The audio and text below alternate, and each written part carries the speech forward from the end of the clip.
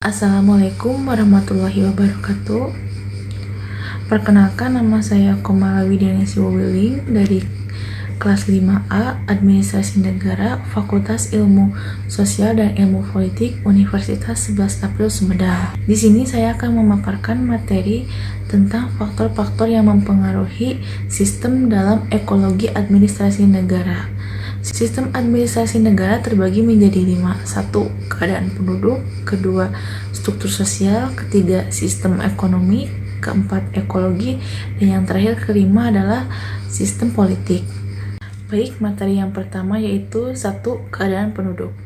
Penduduk adalah sekelompok orang yang menempati suatu wilayah dalam waktu tertentu. Jumlah penduduk akan terus berubah dari waktu ke waktu karena beberapa faktor berikut. Poin A. Fertilitas atau kelahiran.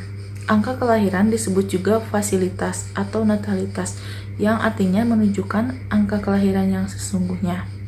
Kelahiran hidup adalah kelahiran bayi tanpa memperhitungkan lamanya dalam kandungan, dan bayi menunjukkan tanda-tanda kehidupan. Faktor penunjang tingkat kelahiran adalah sebagai berikut. Poin 1. Pernikahan usia muda, khususnya masyarakat pedesaan. Poin kedua, besarnya angka kematian bayi karena banyaknya bayi yang meninggal mendorong orang tua memiliki anak yang banyak.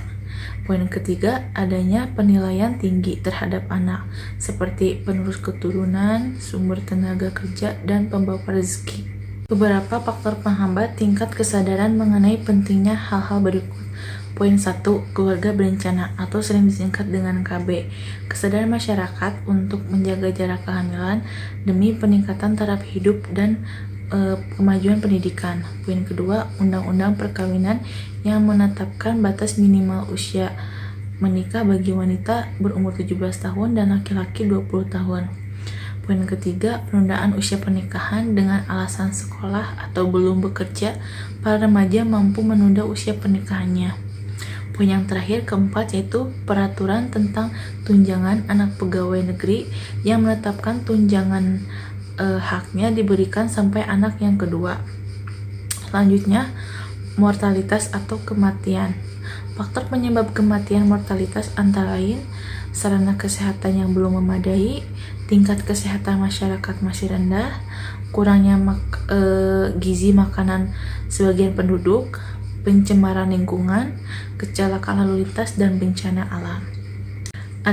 Adapun faktor pengendali kematian penghambat antara lain: poin 1, meningkatnya fasilitas kesehatan. Poin kedua, tingginya tingkat kesehatan masyarakat. Poin ketiga, makanan yang cukup bergizi. Poin keempat, lingkungan yang bersih dan teratur. Poin kelima, ajaran agama yang melarang bunuh diri dan membunuh orang lain. Dan yang poin terakhir, keadaan negara yang damai. Selanjutnya, C. Migrasi. Penduduk migrasi adalah perpindahan penduduk dari suatu daerah ke daerah lain dengan tujuan untuk menetap, yaitu berada di daerah baru secara terus-menerus minimal 6 bulan. Alasan-alasan menyebabkan terjadinya migrasi yaitu: 1. Ekonomi, yaitu memperbaiki hidup. 2. Politik, yaitu adanya tekanan di tempat tinggal atau karena perbedaan ideologi. 3. Sosial, yaitu adanya tekanan dari tetangganya. 4. Agama, yaitu tidak ada kebebasan dalam menganut agama yang sesuai dengan kepercayaan. 5. Kepadatan penduduk. 6. Keadaan geografis. 7. Melanjutkan pendidikan, berpetualang, dan sebagainya. Migrasi dibedakan menjadi 2, yaitu imigrasi antar negara dan imigrasi dalam negara. 1. Imigrasi antar negara dibedakan menjadi 3. A. Imigrasi, yaitu masuknya penduduk dari suatu negara ke negara lain, misalnya penduduk Maroko pindah ke Indonesia. B. Emigrasi, yaitu keluarnya penduduk dari suatu negara ke negara lain, misalnya penduduk Indonesia pindah ke Uzbekistan. C. Remigrasi, yaitu kembalinya penduduk dari negara lain ke negara asalnya. Migrasi dalam negeri dibedakan menjadi 3, yaitu A. Transmigrasi adalah perpindahan penduduk dari suatu pulau atau provinsi yang padat kependudukannya ke pulau atau provinsi yang jarang penduduknya. B. Urbanisasi adalah perpindahan penduduk dari desa ke kota dengan tujuan mencari perbaikan hidup. C. Faktor penarik terdapat di kota. Di kota lebih banyak lapangan kerja, adanya sarana dan prasarana di kota yang lebih lengkap. Kota merupakan pusat berbagai aktivitas dan upah kerja yang lebih tinggi. Informasi kependudukan. Informasi kependudukan dapat diperoleh melalui kegiatan sensus, registrasi penduduk, dan survei kependudukan. Sensus penduduk yaitu proses pengumpulan, pengelolaan, dan publikasi data kependudukan yang ada di suatu negara dalam periode jangka waktu tertentu. Registrasi penduduk yaitu proses pengumpulan keterangan mengenai peristiwa kependudukan harian. Survei penduduk adalah pemecahan jumlah penduduk dengan cara mengambil contoh daerah tertentu dengan jumlah penduduk yang mewakili. Kualitas penduduk. Beberapa parameter yang digunakan acuan untuk menentukan kualitas penduduk yaitu sebagai berikut. Poin 1. Pendidikan menggambarkan kemampuan penduduk untuk menyerap dan menyesuaikan diri dengan perkembangan ilmu pengetahuan dan teknologi. Kedua, tingkat kesehatan yang dapat dilihat dari tingginya angka kematian bayi dan tinggi harapan hidup. Ketiga, tingkat pendapatan suatu daerah dapat dilihat dari pendapatan per kapita. Pendapatan per kapita adalah penghasilan rata-rata untuk setiap penduduk dalam satu tahun yang ada dalam suatu daerah. Keempat, mata pencaharian merupakan salah satu usaha penduduk dalam memenuhi kebutuhan hidup. Baik, selanjutnya yaitu 2. Struktur sosial, keluarga atau suku. Suku bangsa memiliki struktur sosial yang jelas dan tertera baik sejak dulu kala, khususnya di antara masyarakat Maluku, Sumatera Utara, dan lain-lain. Dan keluarga yang berasal dari kawin campur kerap kali menghadapi kontra yang berkaitan dengan kesalahpahaman dalam hal komunikasi antar budaya.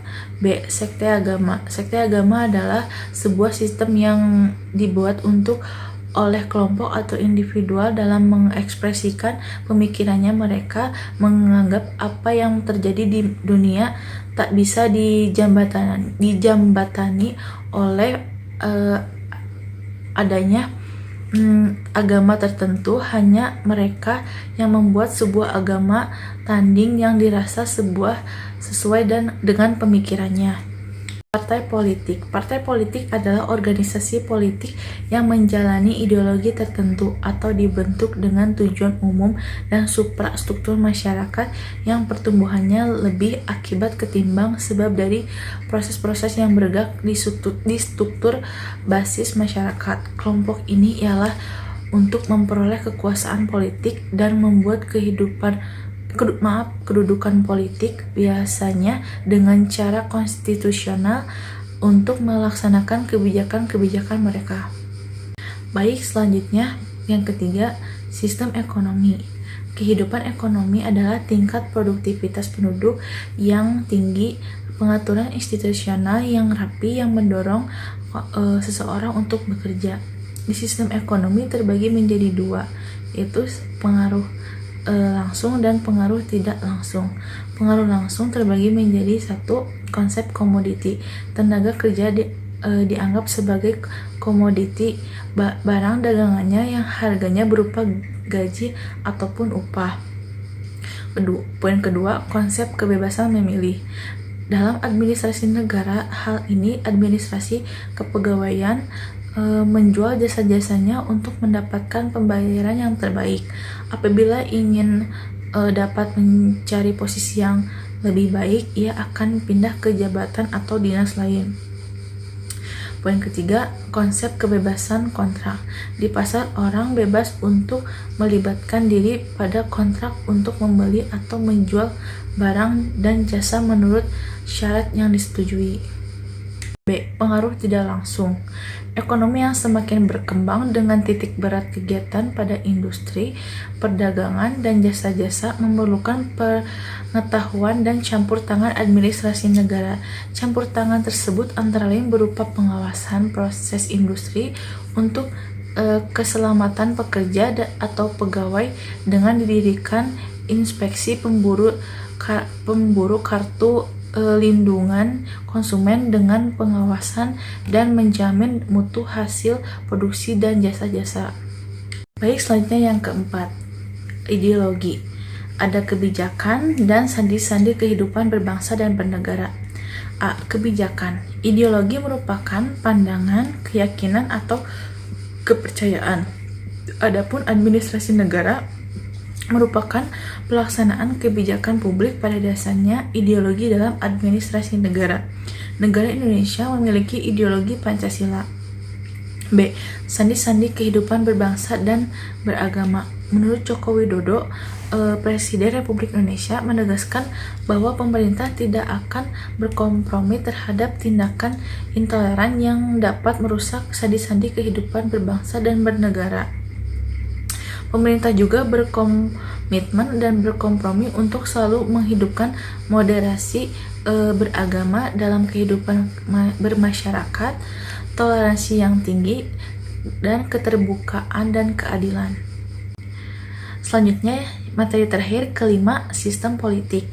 A. Kebijakan. Bahwa politik dan kebijakan adalah dua hal yang tak dapat dipisahkan.